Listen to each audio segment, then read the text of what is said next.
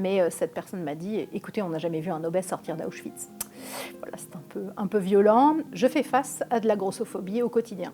Quand j'étais jeune, j'étais rondelette, mais comme une petite fille un peu normale. Je suis allée voir une diététicienne à 3 ans. Est-ce que ça a laissé des stigmates? Je ne sais pas. Mais autant que je me souvienne, je regarde les photos que j'ai dans mes albums, je n'étais pas une fille grosse en fait. J'étais une petite fille ou une jeune fille qui avait des rondeurs. Quand j'avais 15 ans, j'étais, je vais dire, développée.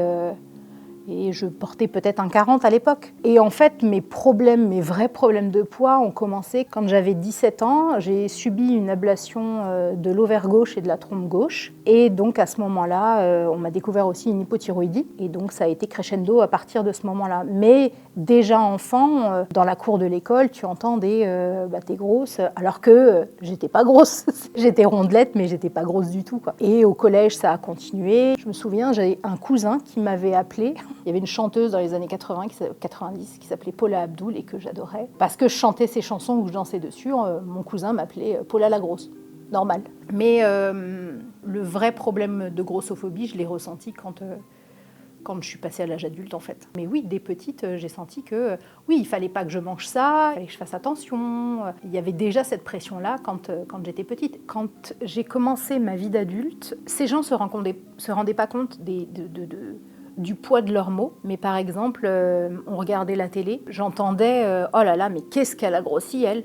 Et ça, c'est des mots, en fait, qui m'ont marquée quand j'étais jeune adulte. Pour moi, il fallait absolument que je perde du poids pour que je puisse avoir plus de valeur et que je puisse rentrer dans le cadre, en fait. Il y a plusieurs cas où les gens s'en sont pris à moi. Dernièrement, j'ai eu la joie d'entendre un médecin du sport m'imposer une chirurgie bariatrique. Et lorsque je l'ai refusée, bien évidemment, c'était au bout de 2 secondes et il n'y avait eu aucun échange. Mais cette personne m'a dit « Écoutez, on n'a jamais vu un obèse sortir d'Auschwitz ».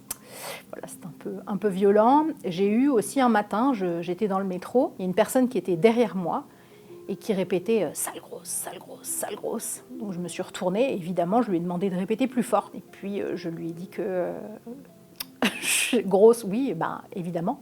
J'avais un miroir chez moi, je savais ce que je voyais. J'ai eu le cas aussi où j'ai été hospitalisée pour une pathologie quelconque, où on a mis le pèse-personne au milieu de la salle d'attente en me disant « pesez-vous ». Je dis « je ne vais pas me peser là au milieu de tout le monde ». Pourquoi? Vous avez un problème avec votre poids? Non, je n'ai pas de problème avec mon poids, mais enfin, c'est le mien, donc laissons-le avec moi-même et vous, si vous voulez, mais peut-être pas toute l'assemblée. On m'a dit que pour perdre du poids, il fallait manger des plats fleuris-michons. Là, ce sont des vraies grosses phrases.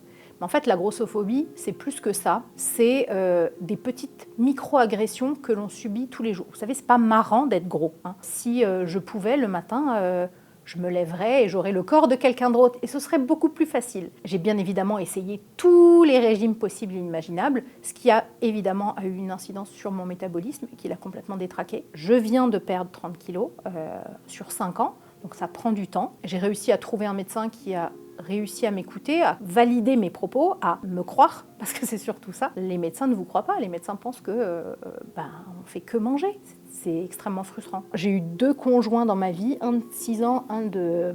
actuellement, ça fait 18 ans qu'on est ensemble. Encore aujourd'hui, je suis obligée parfois de faire valider mes propos par mon conjoint. C'est la validation de mon conjoint, c'est la validation de ce médecin spécialisé en micronutrition qui a cru mes propos et qui m'a aidée, qui m'ont redonné confiance en moi. Parce que dans le regard des gens, je ne sais pas comment dire ça, mais c'est bête, mais je crois qu'on a moins de valeur quand on est gros. Les gens nous pensent lâches, nous pensent démotivés, nous pensent fatalistes, alors que c'est pas ça du tout. Il n'y a pas plus motivé qu'une personne grosse qui veut perdre du poids.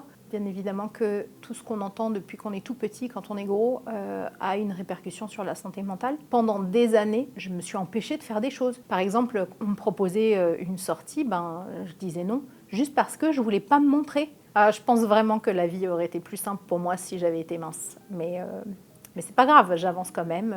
Je suis déterminée à être heureuse, donc personne ne pourra m'enlever ce bonheur-là. Je ne sais pas si tout le monde comprend qu'il y a une discrimination sur les gros. Je sais qu'il y a des discriminations à l'embauche, tout comme il y a des discriminations raciales à l'embauche. Ça reste un critère physique sur lequel les gens émettent un jugement. On pense que les gens gros sont mous, mais c'est difficile. Quand on passe un entretien, on sait qu'on doit être irréprochable. On ne laisse pas la place au hasard et on ne laisse pas la place au jugement et aux commentaires grossophobes. Par chance, ça n'a jamais impacté ma vie amoureuse. Les personnes que j'ai rencontrées à chaque fois savaient qui j'étais, voyaient qui j'étais, et je pense que j'ai plu parce que je suis Audrey. Je ne suis pas juste grosse en fait. Donc non, sur ma vie amoureuse, ça n'a jamais eu d'impact. Par contre, ça a des impacts.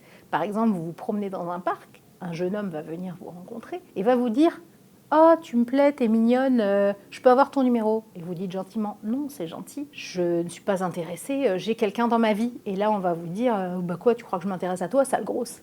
Ça ne m'intéresse pas, ça. Cette grossophobie, je ne sais pas d'où elle vient. Je ne sais pas si c'est la peur de devenir gros ou le dégoût. Parce que, par exemple, il y a une jeune femme qui m'a répondu sur ma vidéo en me disant ben quoi, on a le droit d'avoir peur. Mais peur de quoi, en fait Je pense qu'ils ont peur de prendre du poids, c'est sûr. Moi, je pense que c'est vraiment une peur des gens sur leur propre physique, en fait. Parler du corps de ta voisine ou de ta collègue parce qu'elle aurait pris 2 kilos, non, ça, c'est pas OK. Aujourd'hui, je suis en paix avec moi-même. Je suis comme tout le monde, hein. Le matin, je me lève. Il y a des jours où je me trouve plutôt bien. Et il y a des jours où je me fatigue. Mais je prends soin de mon corps. Je l'aime pour ce qu'il est. Il me permet de marcher. Il me permet de faire du vélo.